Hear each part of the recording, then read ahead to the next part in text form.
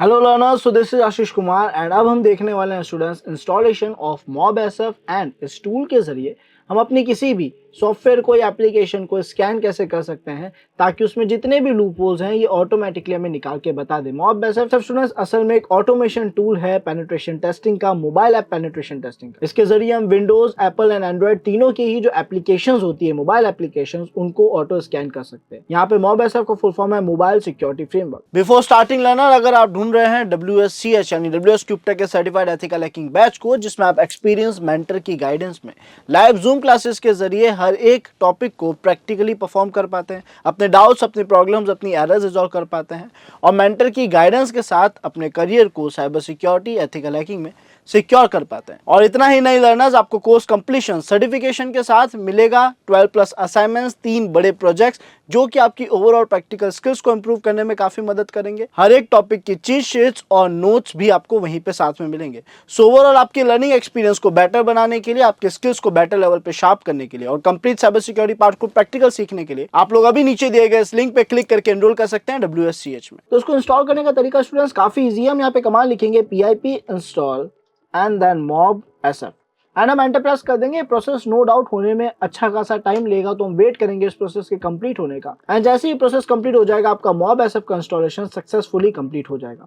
Already ये process मेरे system में कंप्लीटेड था, तो यहाँ पे मॉब एसएफ इंस्टॉल हो चुका है। अगर आपके पास कोई एरर इशू होता है देन कोई इशू नहीं है, फिलहाल के लिए आप उस एरर को इग्नोर करना। जब तक हमारा टूल हमें एरर जनरेट ना करके दे, जब तक टूल वर्क ना करे, तब तक हम एरर्स को ज्यादा एंटरटेन नहीं करेंगे। फिलहाल हमने यहाँ पे कमांड लिखा, एक बार डिस्प्ले को क्लियर कर देते हैं। हमने यहाँ पे कमांड लिखा मॉब एसएफ और एंटर प्रेस करा, तो ये टूल हमें बता रहा है कि हमारे सिस्टम की 127.0.0.1 यानी लोकल आईपी की पोर्ट नंबर 8000 पे ये सर्विस वर्क कर रही है, जिसको मैं ब्राउजर के जरिए एक्सेस कर सकता हूँ। तो हम क्या करेंगे सर, कंट्रोल के साथ इस पर क्लिक करेंगे ताकि ऑटोमेटिकली हमारे ब्राउजर में ओपन हो जाए।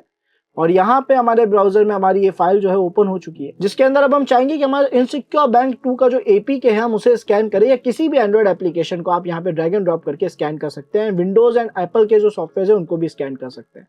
तो फिलहाल हम क्या करेंगे, इसे एक साथ अलाइन करते हैं और यहाँ पे हमारे फाइल मैनेजर को, या हम डेस्कटॉप पे चलते हैं, जहां से हमारी इस एप्लीकेशन फाइल को हम केवल ड्रैग एंड ड्रॉप करेंगे। एंड आप देख सकते हैं इसने बहुत ही फास्ट पूरे मोबाइल को स्कैन करके उसका आउटपुट हमें लाके दे दिया। अगर इस आउटपुट को आप देखना चाहें तो इसने कहा ऐसे एक एक्टिविटी मिली है, एक सर्विस मिली है, 2 रिसीवर्स मिले हैं और कंटेंट प्रोवाइडर 0 मिले हैं। हमने कहा ठीक है। स्क्रॉल डाउन करते हैं और यहाँ पे रीस्कैन का भी एक ऑप्शन आ रहा है, आप इस पर भी क्लिक कर सकते हैं ताकि एक बार फिर से स्कैनिंग चालू कर दे। अगर कोई डेटा रह गया है या अच्छे से कलेक्ट नहीं कर पाया एक बार में, तो उस प्रोसेस को आप रीस्टार्ट कर सकते हैं। दैन से इसने हमारे डेटा को डिकम्पाइल भी कर दिया, यानी इसके जरिए हमारी एंड्रॉइड मैनिफेस्ट.xml को हम डायरेक्टली यहाँ से देख सकते हैं। तो अगर मैं व्यू बटन पर क्लिक करता हूँ तो आप देख सकते हैं इसने सक्सेसफुली हमारी एंड्रॉइड मैनिफेस्ट.xml फाइल को डिकम्पाइल कर दिया, जिसका सारा कंटेंट मैं यहाँ पे देख सकता हूँ। और इसी के साथ साथ इसने डेटा को एनालाइज भी करा है। तो अगर इसमें कहीं पे भी कोई वल्नरेबिलिटी दिखी है वो भी हमें यहाँ पे दिखा देगा। सिग्नेचर्स का डेटा इसने बताया कि क्या सेट करा है और किस तरीके से हैश डेटा जनरेट हुआ है। और स्क्रॉल डाउन करते हैं तो यहाँ पे परमिशन से रिलेटेड क्या क्या इश्यूज हो सकते हैं कि सर एक सॉफ्टवेयर को आपने ये परमिशन दे रखी है जो आपके लिए डेंजरस है। क्यों डेंजरस है वो इसके डिस्क्रिप्शन में और इसकी इन्फॉर्मेशन के जरिए आपको गाइड करा गया है। और स्क्रॉल डाउन करते हैं परमिशन से अगर हम थोड़ा और आगे बढ़े तो यहाँ पे एंड्रॉइड की एपीआई से रिलेटेड जो कंटेंट है, उससे रिलेटेड जो फाइल्स फोल्डर जो यूज ले रहा है, लोकेशन जो यूज ले रहा है, वो सारा डेटा यहाँ पे बता दिया गया है। हमने कहा ग्रेट। और स्क्रॉल डाउन करते हैं तो फिलहाल यहाँ पे नेटवर्क सिक्योरिटी एंड से रिलेटेड कोई डेटा नहीं बताया, लेकिन यहाँ अगर आप देखें तो इसको एक हाई लेवल की वल्नरेबिलिटी, एक वार्निंग और एक इन्फॉर्मेटिव वल्नरेबिलिटी जरूर मिली है। हाई लेवल वल्नरेबिलिटी इसको सर्टिफिकेट से रिलेटेड क्या मिली है कि application signed with debug certificate, है ना। और उससे रिलेटेड डिस्क्रिप्शन में आपको बता रखा है कि ऐसा होने पे क्या क्या इश्यूज आ सकते हैं।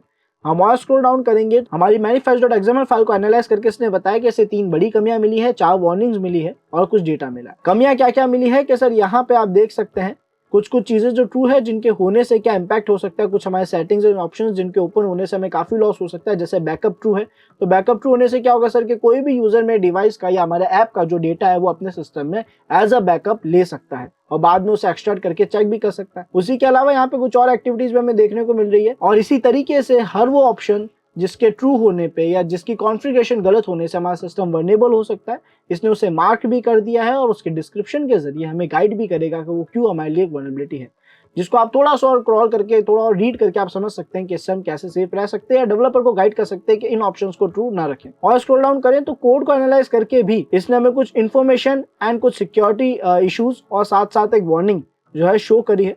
ग्रेट। और सिर्फ इतना ही नहीं, अगर हम इसके डोमेन मैलवेयर चेक में जाए तो हम देख सकते हैं यहाँ पे ngrok का यूज लिया गया था। इसका मतलब इस ऐप के जरिए डिवाइसेस को कॉम्प्रोमाइज करने का भी काम करा जा रहा है, और एग्जैक्ट आईपी क्या है जिसके जरिए करा जा रहा है वो भी शो हो रहा है। इसका मतलब कि सर हमारे पास ये जो इनसिक्योर बैंक V2 APK है ये हमारे लिए एक सेफ चीज नहीं है, तो हम अपने इसे रियल एंड्रॉइड डिवाइसेस में इंस्टॉल नहीं करेंगे। हाँ, वर्चुअल एंड्रॉइड में इंस्टॉल करने हैं तो उससे हमें कोई फर्क नहीं पड़ेगा। बट आई होप आपको सबको क्लियर हो गया होगा कि सर ये हमारे लिए कितना डेंजरस हो सकता है। और अगर आपको कोई भी मिलिशियस ऐप मिलता है तो ये आपको गाइड कर देगा कि उसका डोमेन क्या है, उसका आईपी क्या है, ताकि आपको आइडिया लग जाए कि आपको इस सर्वर को यूज लेना है या उस सॉफ्टवेयर को यूज लेना है या नहीं। तो ये था स्टूडेंट्स हमारा ओवरऑल मॉब एसएफ का डेटा, जिसने आपको काफी गाइड कर दिया कि आपकी एप्लीकेशन में क्या क्या कमियां हैं, क्या क्या लूपहोल्स है। उसके अलावा मैनुअल टेस्टिंग हम डेफिनेटली करते ही हैं, लेकिन ऑटोमेशन टूल के जरिए हमें एक पाथ और मिल जाता है, गाइडेंस और मिल जाती है। सो हेल्प स्टूडेंट्स, आज जो हमने करा आप सभी को समझ आएगा। मिलते हैं नेक्स्ट वीडियो में। Thank you.